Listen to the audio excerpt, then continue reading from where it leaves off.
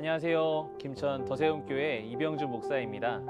오늘은 누가복음 6장 12절의 말씀을 통해 붙잡아라 기도하는 그 손을 이라는 주제로 짧게 신앙 에세이를 나눠보겠습니다. 이때에 예수께서 기도하시러 산으로 가사 밤이 새도록 하나님께 기도하시고, 이때에 예수님은 기도하십니다.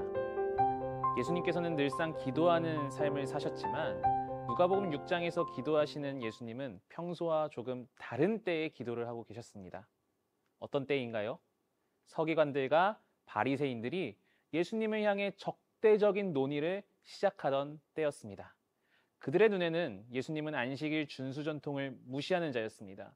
중풍병자에게 죄 용서를 선언하지 않나, 세리와 죄인들과 식사를 하지 않나, 이런 모습들이 쌓이고 쌓여 예수님을 향한 적대적 행동을 준비하고 있던 것이었죠. 우리 예수님에게 인생의 문제가 발생하게 된 겁니다. 이 모습이 우리에게 낯설지 않게 다가오는 이유가 있습니다. 우리도 이와 같이 다양한 인생의 문제를 마주하게 되기 때문이죠. 여러분은 숱하게 찾아오는 인생의 문제 앞에서 어떻게 대응하고 계십니까? 누구에게도 이야기하지 못하고 삭히면서 끙끙거리고 계시지는 않습니까? 지금 당장 스마트폰 연락처를 보면서 도움받을 사람을 찾고 계시지는 않습니까? 또는 챗GPT와 같은 AI를 활용해서 해결책을 찾고 있을지도 모릅니다. 문제 앞에선 우리들의 방식은 이런 식이죠. 그러나 예수님은 어떻게 하셨습니까? 자신에게 찾아온 문제의 첫 단추를 기도로 채우기 시작하십니다. 예수님은 그저 5분, 10분 잠깐 기도하신 것이 아니었습니다.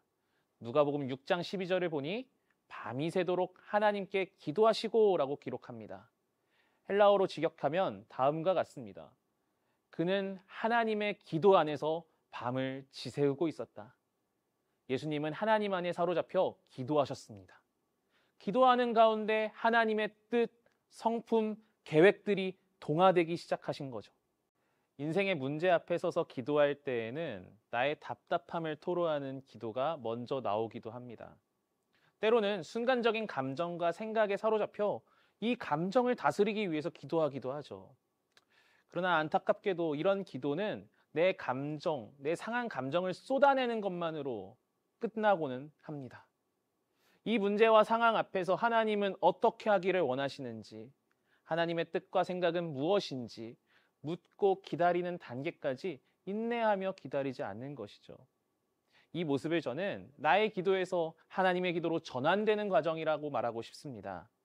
하나님의 마음을 누리며 기도했기에 우리 예수님은 문제 앞에서도 좌절하지 않고 힘있게 맡겨진 사역을 감당하실 수 있으셨습니다.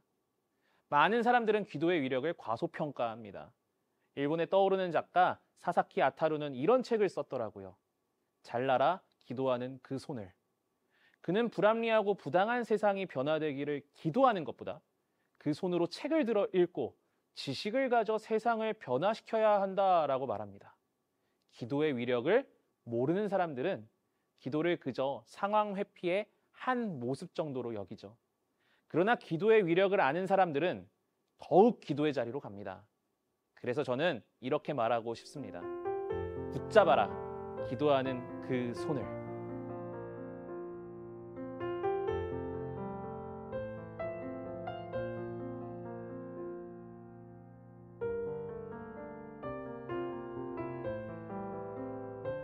사랑하는 시청자 여러분, 문제 앞에 놓여 계십니까? 기도하는 그 손을 더욱 붙잡으며 기도의 위력을 경험하는 은혜 누리시기를 소망합니다. 감사합니다.